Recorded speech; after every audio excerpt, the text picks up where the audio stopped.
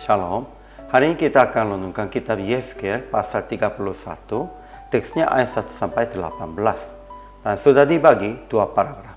Paragraf yang pertama ayat 1 sampai 9. Kebesaran Mesir begitu besar sampai tumbuhnya sangat tinggi, puncaknya sampai ke langit. Dia sungguh-sungguh elok sampai di taman Allah, segala pohon cemburu padanya. Paragraf yang kedua ayat 10 sampai 18. Mesir menjadi sombong sehingga mereka akan dilunturkan ke bumi yang paling bawah bersama pohon-pohon di tanah Eden, dan mereka terlentang di tengah orang-orang yang tak bersunat bersama orang-orang yang mati terbunuh oleh pedang. Kesimpulannya, kebesaran Mesir begitu besar, menjadi pohon yang besar, tinggi, penuh dengan cabang yang elok, sampai tumbuhnya sangat tinggi, puncaknya sampai ke langit.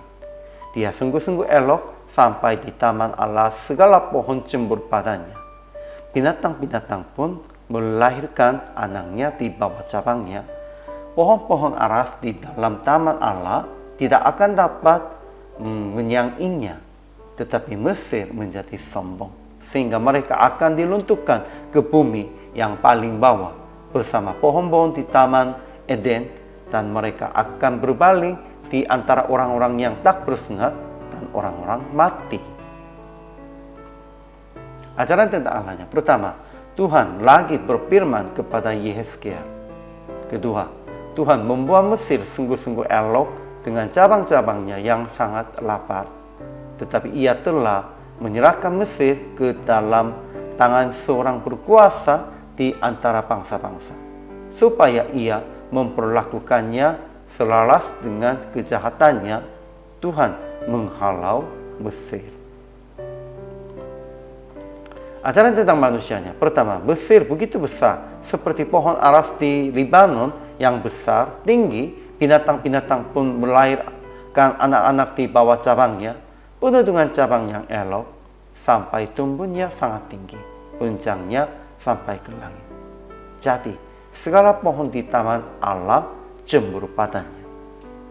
Kedua, tetapi Mesir menjadi sombong sehingga mereka akan turunkan ke bumi yang paling bawah bersama pohon-pohon di taman Eden, dan mereka akan berbaling di antara orang-orang yang tak bersunat dan orang-orang mati.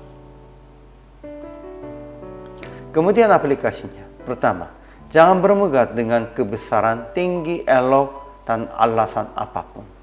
Tetap mengaku bahwa semuanya ini hanya dari Tuhan. Kedua, hukuman Tuhan akan dilaksanakan selama-lamanya di maut, sehingga segera bertobat dan berbalik dari dosa. Akhirnya praktik hari ini. Sehingga jangan lupa kesombongan manusia pasti akan dihukum dengan harga cukup besar. Sehingga merendahkan diri dan melayani Tuhan dengan kelebihan Anda. Sekalipun ada kelebihan Anda yang begitu kecil pun, kalau pakai untuk Tuhan, itu semakin menjadi lebih baiknya dan lebih besar. Tetapi ada kelebihannya begitu indah dan begitu hebat pun, kalau hanya pakainya untuk dirinya sendiri, itu semakin habiskan. Harus ingat itu dan harus melayani Tuhan. Inilah kehidupan hamba Tuhan, inilah kehidupan orang percaya. Hari ini juga selama melayani, Tuhan Yesus memberkati.